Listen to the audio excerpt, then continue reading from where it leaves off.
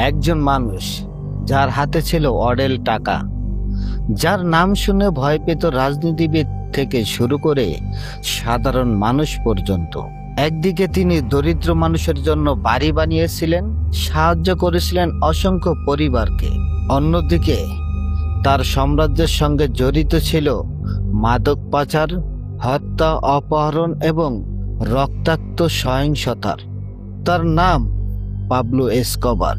একজন সাধারণ কলম্বিয়ান ছেলে কিভাবে পরিণত হয়েছিল বিশ্বের অন্যতম কুখ্যাত মাদক সম্রাটে, আর এত ক্ষমতা ও সম্পদের পরও কেন শেষ পর্যন্ত তাকে পালিয়ে বেড়াতে হয়েছিল। আজকের গল্পে সেই উত্থান, সাম্রাজ্য এবং পতনের গল্পই শুনব।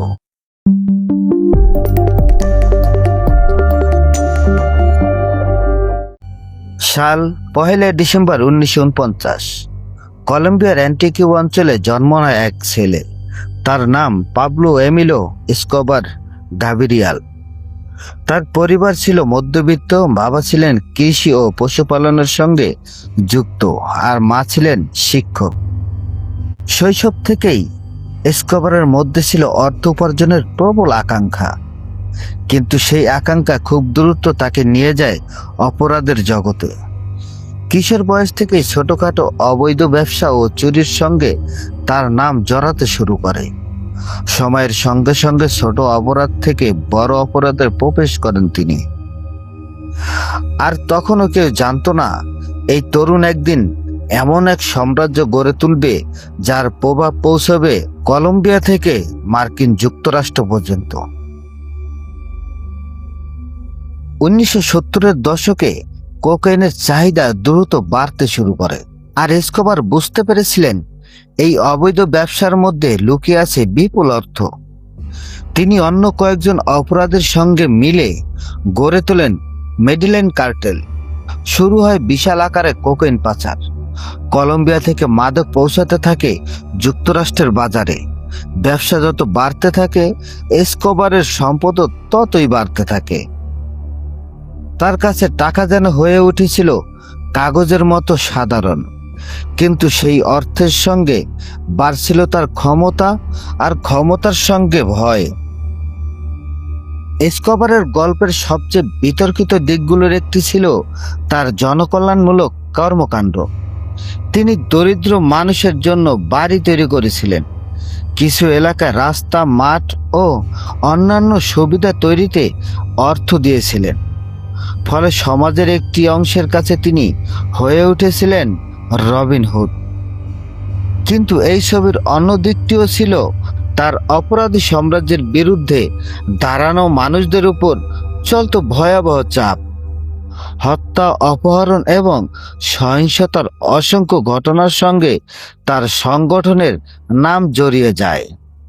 তাই প্রশ্ন থেকেই যায়, তিনি কি সত্যিই দরিদ্র মানুষের বন্ধু ছিলেন, নাকি জনসমর্থন পাওয়ার জন্যই তৈরি করেছিলেন এই ভাবমূর্তি?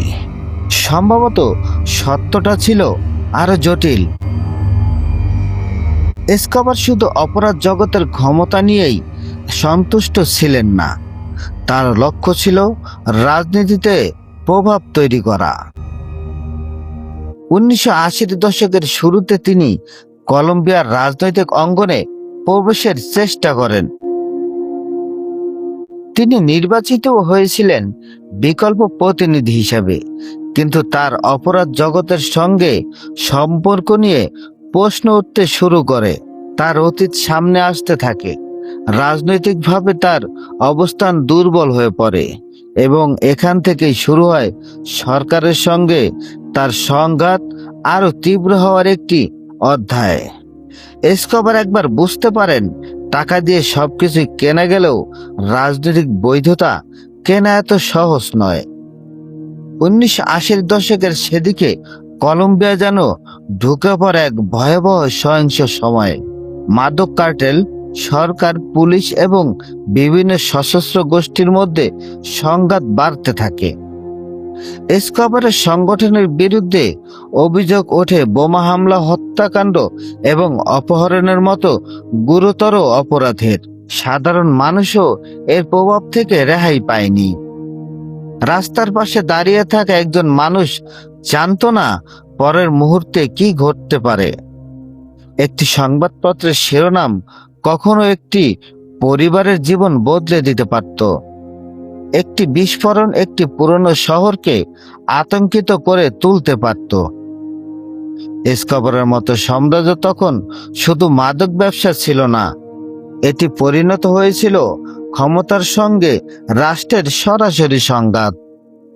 শেষ পর্যন্ত সরকার ও এসকোবারের মধ্যে একটি সমঝোতা হয়। 1991 সালে তিনি আত্মসমর্পণ করেন, কিন্তু এখানেও ছিল একটি অবিশ্বাস্য ঘটনা। তাকে যে কারাগারে রাখা হয়েছিল সেটি ছিল সাধারণ কারাগারের মতো নয়, নাম ছিল ল্যাকার্টেল।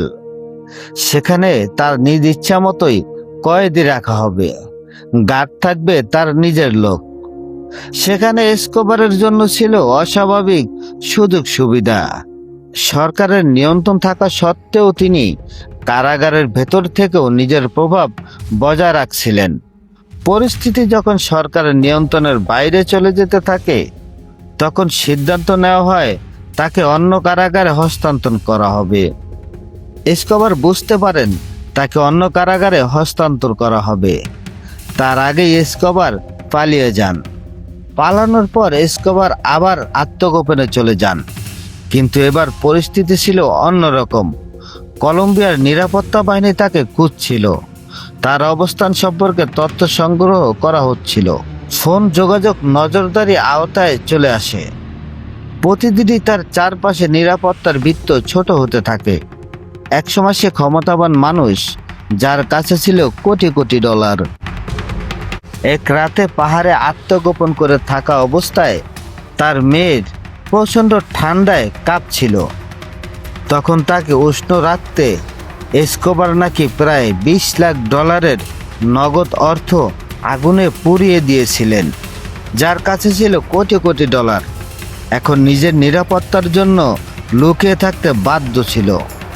টাকা ছিল, ক্ষমতা ছিল, কিন্তু স্বাধীনতা ছিল না। 2রা ডিসেম্বর 1993 মেডিলাইন শহরের নিরাপত্তা বাহিনী তার অবস্থান শনাক্ত করতে সক্ষম হয়। এরপর শুরু হয় অভিযান। এসকোবার একটি বাড়ির ছাদে উঠে পালানোর চেষ্টা করেন, কিন্তু সেখানেই তার জীবনের শেষ অধ্যায় লেখা হয়। সেদিন মাত্র 44 বছর বয়সে মারা যান পাবলো এসকোবার, এক সময়ের বিশ্বের অন্যতম ক্ষমতাবান মাদক সম্রাট। শেষ পর্যন্ত কয়েকজন নিরাপত্তা কর্মীর অভিযানের মধ্যে তার জীবন শেষ হয়।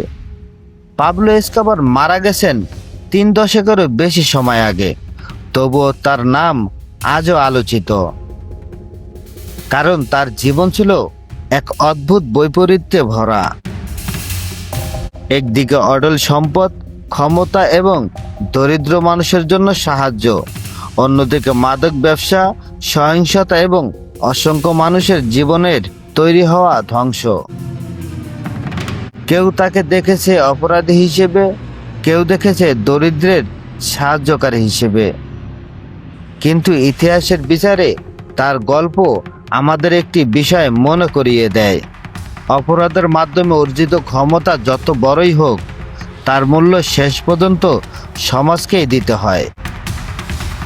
পাবলো এসকোবার চেয়েছিলেন এমন এক সাম্রাজ্য তৈরি করতে যেখানে টাকা হবে শক্তি আর শক্তি হবে নিয়ন্ত্রণের হাতিয়ার, কিন্তু শেষ পর্যন্ত হারিয়েছিলেন সবচেয়ে গুরুত্বপূর্ণ জিনিস, স্বাধীনতা। পাবলো এসকোবার মারা গেছেন, কিন্তু তার গল্প আজও একটি প্রশ্ন রেখেই যায়। ক্ষমতা যখন আইনের ঊর্ধ্বে উঠে যায়, তখন সেই ক্ষমতার শেষ কোথায়?